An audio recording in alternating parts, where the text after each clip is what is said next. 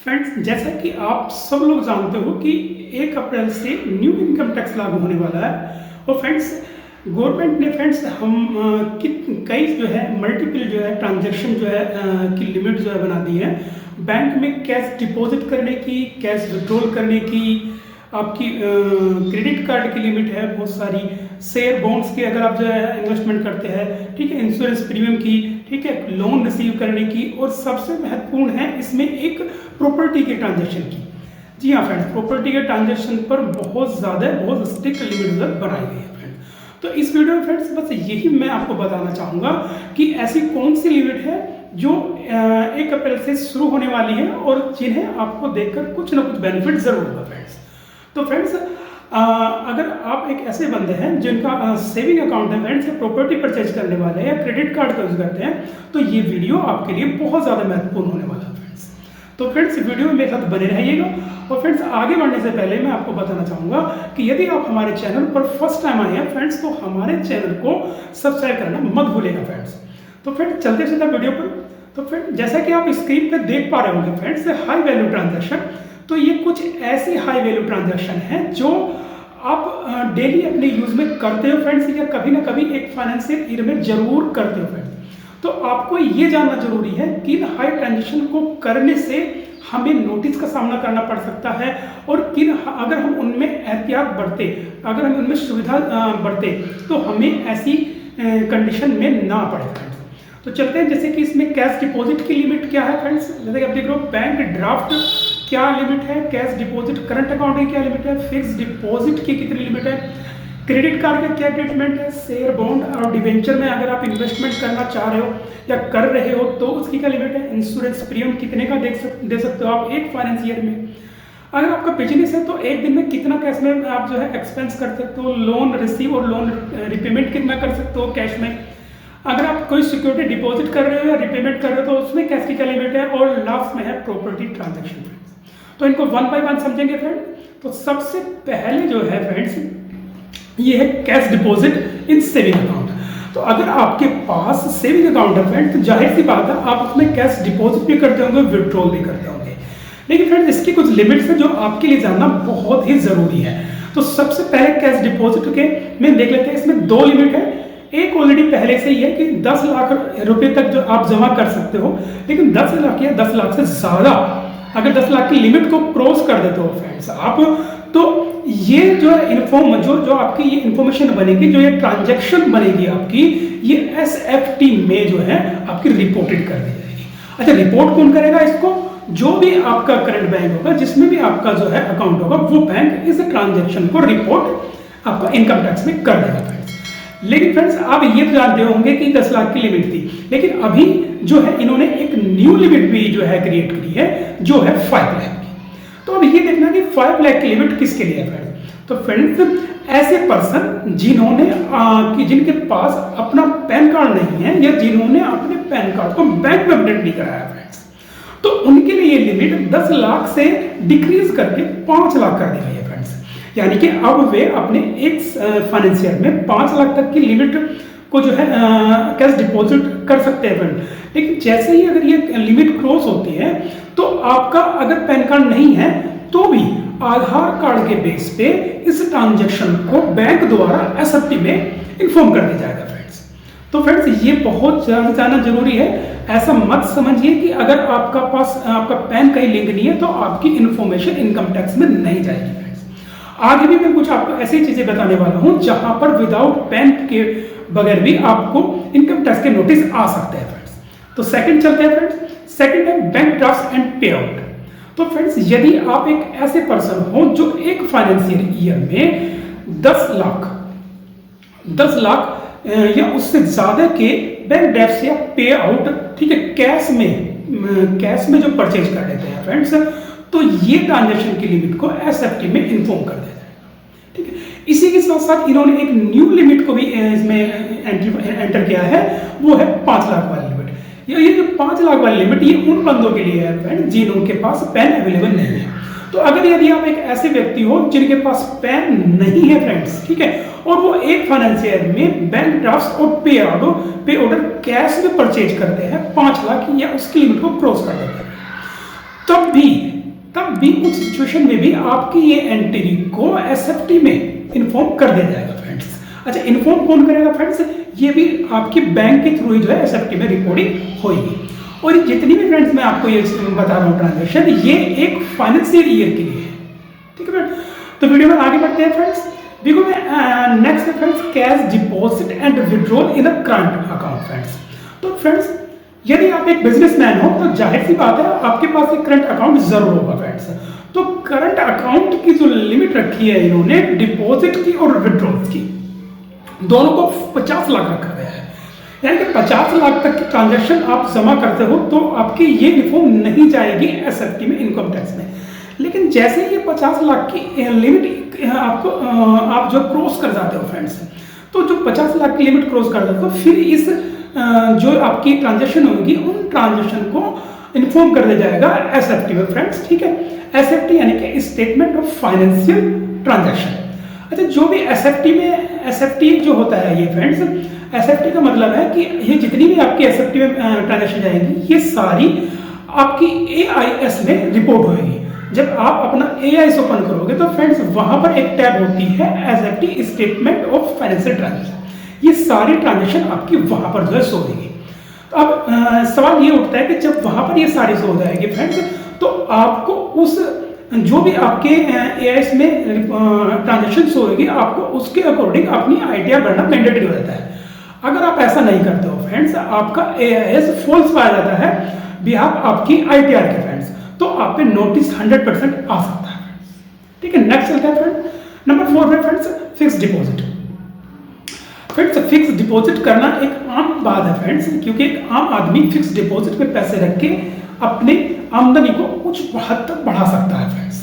लेकिन fix deposit में friends सरकार की बहुत ज्यादा नजर होती है। तो फिक्स डिपॉजिट की जो इन्होंने लिमिट रखी है वो 10 लाख रखी है एक फाइनेंशियल ईयर में फ्रेंड्स। यानी कि अगर 10 लाख की लिमिट को, अगर किसी की जो फिक्स डिपॉजिट की अमाउंट वो 10 लाख को क्रॉस कर जाती है फ्रेंड्स, तो ये भी जो ट्रांजैक्शन है, जो आपने फिक्स डिपॉजिट की जो एंट्री करी है, ये एंट्री भी एसएफटी में फ्रेंड्स जो है इन्फॉर्म कर दी जाती है।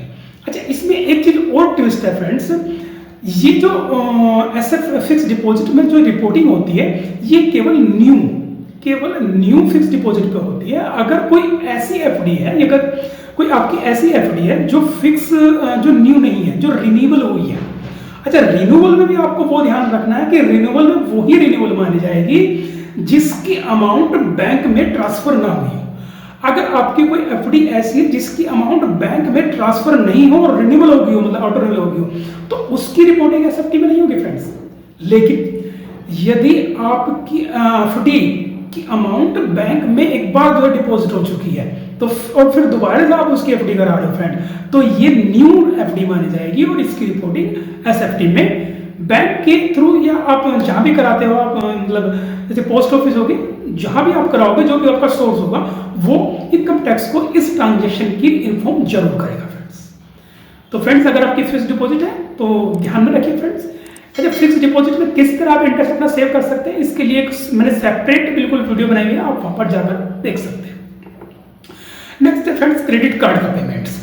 फ्रेंड्स आज के टाइम में क्रेडिट कार्ड से लोग जो बहुत ज्यादा शॉपिंग करते हैं, लेकिन उन्हें उनकी लिमिट भी पता होनी चाहिए जरूरी, कि क्रेडिट कार्ड की ऑनलाइन की लिमिट कितनी है और कैश की लिमिट कितनी है। तो फ्रेंड्स क्रेडिट कार्ड की जो ऑनलाइन की लिमिट है, अगर आप ऑनलाइन क्रेडिट कार्ड का पेमेंट करते हो तो एक फाइनेंशियल ईयर में 10 लाख तक का आप करते हो, तो उसकी तो लिमिट आपकी, उसकी इंफॉर्मेशन आपकी जो है इनकम टैक्स में नहीं जाएगी। लेकिन जैसे ही 10 लाख को क्रॉस कर जाती है, यानी कि अगर आपके मल्टीपल भी क्रेडिट कार्ड है और उन सबकी लिमिट को मिलाकर एक 10 लाख रुपए क्रॉस कर जाती है, तो फिर ये सारी की सारी जो है ट्रांजैक्शन आपके एआईएस में शो होगी, यानी कि आपके इनकम टैक्स में रिपोर्ट कर दी जाएगी फ्रेंड्स। और फिर आप पे ये सवाल उठाया जा सकता है कि जो आपने पेमेंट करी है इतनी, इसका सोर्स ऑफ इनकम क्या है फ्रेंड्स, उसी के बिहाफ पे आपको अपनी इनकम टैक्स आईटीआर फाइल करनी होती है। अच्छा, इसमें दूसरी भी है, यदि कोई बंदा कैश में नहीं आपका अपना जो है पे करता है क्रेडिट कार्ड, वो सॉरी ऑनलाइन पे नहीं करता, कैश करता है, तो कैश में पेड करने की लिमिट को मात्र 1 लाख रखा गया है। यानी कि जैसे ही आप 1 लाख से ज्यादा आप कैश में क्रेडिट कार्ड का पेमेंट करोगे तो तुरंत ये इन्फॉर्मेशन आपकी एसएफटी में इन्फॉर्म कर दी जाएगी फ्रेंड्स। तो आशा करता हूँ फ्रेंड्स आपको वीडियो अच्छी लग रही होगी और वीडियो अच्छी लग रही हो तो फ्रेंड्स वीडियो को लाइक शेयर करना मत भूलिएगा और चैनल को सब्सक्राइब जरूर करिएगा फ्रेंड्स। और अगर आपको कोई डाउट बन रहा है फ्रेंड्स, कोई आपकी क्वेरी है तो मुझे कमेंट सेक्शन में जरूर कमेंट करें, मैं कोशिश करूंगा आपके रिप्लाई देने की फ्रेंड्स। चलते हैं नेक्स्ट फ्रेंड। नंबर 6 पर है friends share bonds and debenture. तो शेयर बॉन्ड्स डिबेंचर, अगर आप शेयर बॉन्ड्स और डिबेंचर में कोई इन्वेस्टमेंट कर रहे हो, ठीक है, और इसमें एक चीज मैं आपको बता देना चाहता हूँ, शेयर बॉन्ड्स और डिबेंचर इन तीनों की लिमिट को अलग अलग 10-10 लाख रुपए रखा गया है। यानी कि शेयर की 10 लाख है, बॉन्ड्स और डिबेंचर की अलग है, और आपके म्यूचुअल फंड्स अगर है तो उनकी भी 10 लाख है फ्रेंड्स। लेकिन अगर 10 लाख से आप किसी भी एक पर्टिकुलर इन्वेस्टमेंट में 10 लाख के अमाउंट को क्रॉस कर देते हैं फ्रेंड्स, तो ये इन्फॉर्मेशन भी आपकी इनकम टैक्स में रिपोर्ट कर दी जाएगी फ्रेंड्स। ठीक है, तो ये भी आपकी एसएफटी में रिपोर्ट हो जाएगी फ्रेंड्स। ठीक है, आगे चलते हैं फ्रेंड। नंबर 7 पर है फ्रेंड्स इंश्योरेंस प्रीमियम। तो इंश्योरेंस प्रीमियम भी फ्रेंड्स मोस्टली सभी करते हैं फ्रेंड्स, और करना चाहिए फ्रेंड्स। ठीक है, तो इंश्योरेंस प्रीमियम के लिए भी फ्रेंड्स जो है इन्होंने 2 लिमिट रखी गई है, एक विद पैन और एक विदाउट पैन। यानी कि अगर आप एक ऐसे पर्सन हो जिसके पास पैन है, जिसने अपना पैन अपनी पॉलिसी में अपडेट करा हुआ है फ्रेंड्स, तो उसकी लिमिट इन्होंने रखी है 10 लाख। यानी कि 10 लाख तक अगर आप इंश्योरेंस की प्रीमियम एक फाइनेंशियल यानी कि एक ईयर में करते हो फ्रेंड्स, तो ये इंफॉर्मेशन आपकी एसएफटी में नहीं होगी। लेकिन जैसे ही 10 लाख की आप लिमिट को क्रॉस कर जाते हो तो ये लिमिट भी आपकी एसएफटी में इन्फॉर्म कर दी जाएगी फ्रेंड्स। यानी कि इनकम टैक्स को इसकी सूचना दे दी जाएगी फ्रेंड्स कि इस बंदे ने इतनी अमाउंट का इंश्योरेंस प्रीमियम इस ईयर में करा है फ्रेंड्स। अब इसकी दूसरी लिमिट की बात करते हैं जो है 5 लाख। तो ये नई लिमिट है फ्रेंड, जो बिल्कुल नई अभी 1 अप्रैल शुरू होने वाली है। अगर आप पैन धारक नहीं हो, यानी कि आपके पास पैन अवेलेबल नहीं है, तो इस कंडीशन में लिमिट को डिक्रीज करके 5 लाख कर दिया गया है। यानी कि अगर आप एक फाइनेंशियल में एक साल में 5 लाख या 5 लाख की लिमिट को क्रॉस कर देते हो फ्रेंड्स, तो इस ट्रांजैक्शन को आपकी एसएफटी में रिपोर्ट कर दिया जाएगा और ये ट्रांजैक्शन आपके इनकम टैक्स को रिपोर्ट दे दी जाएगी। ठीक है फ्रेंड, नेक्स्ट चलते हैं फ्रेंड। नंबर 8 पे है फ्रेंड्स एक्सपेंस फ्रेंड्स। अब ये कैश में है फ्रेंड्स। यदि आप एक बिजनेसमैन हो और आपका बिजनेस रन कर रहे हो फ्रेंड, तो उसमें एक्सपेंस भी होता है फ्रेंड जरूरी। लेकिन उसमें आपको ये ध्यान रखना जरूरी है कि आप कितना एक्सपेंस एक दिन में कैश में कर सकते हैं फ्रेंड्स। तो इसकी लिमिट फ्रेंड 10,000 रुपए है। आप किसी बिजनेस के लिए एक दिन में, ठीक है फ्रेंड्स, एक दिन में फ्रेंड 10,000 से ज्यादा का एक्सपेंस नहीं कर सकते। और अगर आप ऐसा कर देते हो फ्रेंड्स, तो ये जो एक्सपेंस है, जो आपका खर्चा है, ये डिसअलाउ हो जाएगा फ्रेंड्स, और उससे आपकी इनकम बढ़ जाएगी फ्रेंड्स। मान के चलिए कि आपने कोई 10,000 से ज्यादा का एक्सपेंस कर दिया फ्रेंड्स, और आपका प्रॉफिट जो मान के चलते हैं कि 7 लाख आ रहा है, ठीक है, और 7 लाख आ रहा है फ्रेंड, और जैसे कि आपने अपना कैश में जो खर्चा दिखा दिया है वो 1 डे में वो 50,000 दिखा दिया है, तो वो डिसअलाउ हो जाएगा, और डिसअलाउ होते होती आपकी इनकम 7 से 7.5 लाख हो जाएगी फ्रेंड्स। ठीक है फ्रेंड, तो ये एक एक्सपेंस किया बिजनेस के लिए। नेक्स्ट है फ्रेंड्स लोन। ये भी बिजनेस में है फ्रेंड्स, और कैश में सिचुएशन है कि यदि आप अपने बिजनेस में कैश में लोन लेते हैं, अच्छा कैश में लोन और रीपेमेंट दोनों के लिए सेम कंडीशन है। यदि आप कैश में लोन लेते हैं या रीपेमेंट लेते हैं, दोनों कंडीशन में ही आप एक साल में कैश में 20,000 से ज्यादा का कैश रिसीव नहीं कर सकते और पे भी नहीं कर सकते। यानी कि आप एक फाइनेंशियल ईयर में, ठीक है, किसी एक पर्टिकुलर बंदे से, ठीक है, 20,000 से ज्यादा का ना ही तो कैश रिसीव कर सकते हैं और ना ही उसे रीपेमेंट कर सकते इन अ कैश। और अगर आप ऐसा करते हो फ्रेंड्स, तो आपको 100% की पेनल्टी लग जाएगी सेक्शन 185 और 188 में।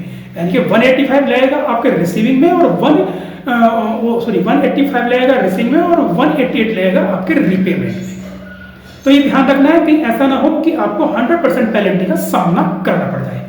तो अपनी बिजनेस की एक्टिविटी में कोई भी चीज करते हुए अपनी सारी लिमिट और ट्रांजैक्शन को ध्यान में रखते हुए करिए फ्रेंड्स, तभी आप आगे अपनी नोटिस से बच सकते हैं फ्रेंड्स। नंबर 10 पे security deposit and repo payment. तो फ्रेंड्स अगर आप इसको ऐसे मान के चलिए कि अगर आपने कहीं कोई शॉप वगैरह आपने जो है रेंट पे ली है, और जो आपको जो पहले एडवांस जो है उसको रेंट दे रहे हो, या एग्रीमेंट जो भी टोकन मनी है बयाना दे रहे हो, जो भी सिक्योरिटी डिपॉजिट कर रहे हो, ठीक है, तो उसे कैश में जमा नहीं कर सकते ज्यादा 20,000 से ज्यादा कैश में। ठीक है, और ऐसा ही सेम रीपेमेंट में है कि यदि आप उस अमाउंट को लौटा रहे हो, रीपेमेंट कर रहे हो, तब भी आप कैश में नहीं ज्यादा कर सकते 20,000 से ज्यादा। तो फ्रेंड्स यदि आप कोई दुकान वगैरह कोई आप जो है फ्रेंड्स रेंट पे ले रहे हो और उसका एडवांस मनी जो आप उसको जो है दे रहे हो, तो याद रखिएगा 20,000 से ज़्यादा ना ही तो आपको कैश में पेमेंट करना है, ना ही कैश में रीपेमेंट, ना तो कैश में रिसीव लेना है, ना ही रीपेमेंट करना है। और अगर आप ऐसा नहीं करते हो फ्रेंड्स, फिर यहाँ पर भी आपको 100% की पेनल्टी लग सकती है सेक्शन 185 और 188 में। सेक्शन 185 लागू होगा आपका रिसीविंग में और 188 लागू होगा रीपेमेंट में। अब फ्रेंड नेक्स्ट है friends property transaction. Sir property transaction के लिए मैंने एक सेपरेट वीडियो बनाया है, आप वहां पर भी जाकर इसको चेकआउट कर सकते हैं। तो प्रॉपर्टी ट्रांजैक्शन के लिए इन्होंने जो प्रॉपर्टी परचेज करने की सबसे पहले देखिए, प्रॉपर्टी जो परचेज करने की जो लिमिट बनाई है, जो पहले थी जो ओल्ड लिमिट थी वो 30 लाख थी फ्रेंड्स, लेकिन अभी इन्होंने इसको इंक्रीज करके 45 लाख कर दिया गया है। ठीक है, लेकिन इसमें भी ट्विस्ट है फ्रेंड्स, ये मत समझिए कि 45 लाख तक आपकी जो है आप अगर कोई 45 लाख की कोई प्रॉपर्टी ले रहे हो तो आपकी रिपोर्टिंग जो है एसएफटी या इनकम टैक्स में नहीं होगी फ्रेंड्स, ये भ्रम है। अभी आपको एक एग्जाम्पल के माध्यम से मैं समझाऊंगा कि किस तरह 45 लाख से नीचे भी आपकी रिपोर्टिंग हो सकती है। इसमें एक इन्होंने दूसरी नई लिमिट लगाई है फ्रेंड्स, कैश रिसीविंग और रिपेमेंट। जब भी हम कोई अपनी प्रॉपर्टी परचेज करते हैं फ्रेंड्स, तो हम कोई बयाना या टोकन मनी देते हैं, तो उसमें भी इन्होंने गवर्नमेंट ने एक लिमिट जो है कर दी है कि आप बयाना या टोकन मनी, ठीक है, कुछ भी कैश में 20,000 से ज्यादा का पेमेंट नहीं कर सकते, ना तो रिसीव कर सकते ना ही रीपेमेंट कर सकते। ठीक है जी, तो ये 2 लिमिट होगी। तीसरी लिमिट है इसकी स्टैम्प पेपर परचेज की। जब भी हम कोई प्रॉपर्टी में परचेज करते हैं तो फ्रेंड्स स्टैम्प पेपर हमारे लिए मैंडेटरी होता है। स्टैम्प पेपर के ड्यूटी के बगैर हम अपनी प्रॉपर्टी को परचेज नहीं कर सकते फ्रेंड्स। ठीक है, तो स्टैम्प पेपर में ही यहाँ पे इन्होंने ट्विस्ट, सारा ट्विस्ट यहीं पर है फ्रेंड्स, स्टैम्प पेपर पे ही। तो स्टैम्प पेपर की इन्होंने 2 लिमिट रखी है, एक विद पैन एक विदाउट पैन। तो अगर विद पैन के लिए कैसा है कि अगर आप ऐसे पर्सन हो जिसपे विद पैन है, जिसके पास पैन है और वो कोई स्टैम्प पेपर परचेज करता है एक फाइनेंशियल ईयर में, वो उसकी लिमिट है 2 लाख। लेकिन जैसे ही वो 2 लाख की अमाउंट को क्रॉस कर देता है फ्रेंड्स, तो ये इन्फॉर्मेशन एसएफटी यानी कि इनकम टैक्स में रिपोर्ट कर जाएगी। अच्छा, इस लिमिट को इन्फॉर्म कौन करेगा फ्रेंड्स? तो जो परचेज है, जो स्टैम्प पेपर परचेज है friends, stock holding corporation of India, ये आपकी जो है एसएफटी में रिपोर्टिंग कर देगा फ्रेंड्स। Sorry friend. और जब आप प्रॉपर्टी परचेज कर रहे हैं तो इस केस में कौन रिपोर्टिंग करेगा फ्रेंड्स? तो इसमें आपके एरिया के रजिस्ट्रार और सब रजिस्ट्रार इनकम टैक्स में ये रिपोर्टिंग कर देंगे फ्रेंड्स। अब इसमें दूसरी जो लिमिट रखी है वो 1 लाख की रखी है फ्रेंड्स, यानी कि अगर आपके पास में पैन नहीं है फ्रेंड्स, ठीक है, अगर आपके पास में पैन नहीं है और आप स्टैम्प पेपर खरीद रहे हो और अगर आप 1 लाख की लिमिट को क्रॉस कर जाते हो, यानी कि अगर आप एक ऐसे बंदे हो जिसके पास पैन नहीं है और वो 1 लाख से ज्यादा का जो है स्टैम्प पेपर 1 साल में परचेज करते हैं, तो इस रिपोर्टिंग को भी, इस ट्रांजेक्शन को भी आपके एसएफटी में जो इनकम टैक्स में रिपोर्टिंग कर ली जाएगी। अब फ्रेंड्स मैं इसको आपको एक 2 जो एग्जांपल से समझाता हूं कि किस तरह 45 लाख से कम की लिमिट पे भी आपकी इनकम टैक्स में रिपोर्टिंग हो सकती है। अब मान के चलिए फ्रेंड्स, ये हम स्टैम्प पेपर परचेज के ऊपर जो है हमारा एग्जांपल है। तो मान के चलिए फ्रेंड्स, एक बंदा है जय, ठीक है, वो अपनी प्रॉपर्टी को बाय करता है जिसकी प्रॉपर्टी की वैल्यू है 15 लाख रुपए फ्रेंड्स। तो जब 15 लाख रुपए वैल्यू है तो जाहिर सी बात है कि इसकी रिपोर्टिंग जो है एसएफटी इनकम टैक्स में नहीं होनी चाहिए। बट फ्रेंड्स आगे देखिए आपको ट्विस्ट पता चलेगा। ठीक है, इसके पास पैन नहीं है फ्रेंड्स और उसने 15 लाख की प्रॉपर्टी अपनी परचेज करी है। तो जब ये स्टैम्प अपनी प्रॉपर्टी के लिए परचेज करता है, तो स्टैम्प पेपर परचेज करता है, तो जो स्टैम्प ड्यूटी परचेज करता है, तो इसके एरिया में मान के चलते हैं कि 7% का रेट है। तो 15 लाख पर 7% के हिसाब से 1,05,000 की स्टैम्प ड्यूटी लगेगी, यानी कि 1,05,000 के इसने स्टैम्प पेपर परचेज करने हैं। क्योंकि ये विदाउट पैन है फ्रेंड्स, और जैसे ही ये विदाउट पैन वाली लिमिट 1 लाख को क्रॉस करेगी तो इसकी रिपोर्टिंग इनकम टैक्स को हो जाएगी। अब ये मान के चलिए कि 15 लाख की अमाउंट पे ही इसकी रिपोर्टिंग इनकम टैक्स में एसएफटी में हो रही है फ्रेंड्स। तो गवर्नमेंट आपको कहीं छोड़ने वाला नहीं है फ्रेंड्स, उसे लिमिट जरूर बढ़ाई है लेकिन साथ में दूसरी लिमिट भी लगा दी है। ठीक है, पूरा घुमा दिया है। अब दूसरा एग्जाम्पल चलते हैं फ्रेंड्स। दूसरा है हमारा विद पैन के लिए कि एक सेकंड पर्सन है राम, उसने अपनी प्रॉपर्टी बाय करी है। इसकी प्रॉपर्टी की वैल्यू है मान के चलते हैं 30 लाख रुपए, और ये एक पैन धारक है, यानी कि इसके पास में पैन है। तो पैन की जो लिमिट लगा रखी है वो 2 लाख रुपए लगाई है। अब मान के चलते सेम एग्जाम्पल रखा है कि जो इसके स्टैम्प ड्यूटी है इसके एरिया में वो 7% है, और अगर हम 30 लाख पर 7% के हिसाब से स्टैम्प ड्यूटी देखते हैं तो वो 2,10,000 बनेगी, यानी कि ये 2 लाख की लिमिट को क्रॉस कर जाएगी फ्रेंड्स। तो जैसे ये 2 लाख की लिमिट को क्रॉस कर जाएगी, इसकी रिपोर्टिंग भी इनकम टैक्स में हो जाएगी फ्रेंड्स। अब आपको समझ में आ गया होगा फ्रेंड्स कि आप किस तरह प्रॉपर्टी को बाय करें, ठीक है। तो अगर आप इन लिमिट को क्रॉस करते हो तो आपकी रिपोर्टिंग जो है इनकम टैक्स में जरूर होने वाली है फ्रेंड्स, ठीक है। फ्रेंड्स देखिए, एक ये छोटा सा वीडियो था जिसमें आपको कुछ बैंक ट्रांजैक्शन, कैश लिमिट और प्रॉपर्टी की कुछ जो लिमिट आपको समझाने की कोशिश करी है। अगर फ्रेंड्स आपको वीडियो अच्छा लगा है तो वीडियो को लाइक शेयर करना जरूर करें, और ऐसी अगर इन्फॉर्मेटिव वीडियो चाहते हैं तो आप हमारे चैनल को जरूर जो है क्या नाम है सब्सक्राइब करें।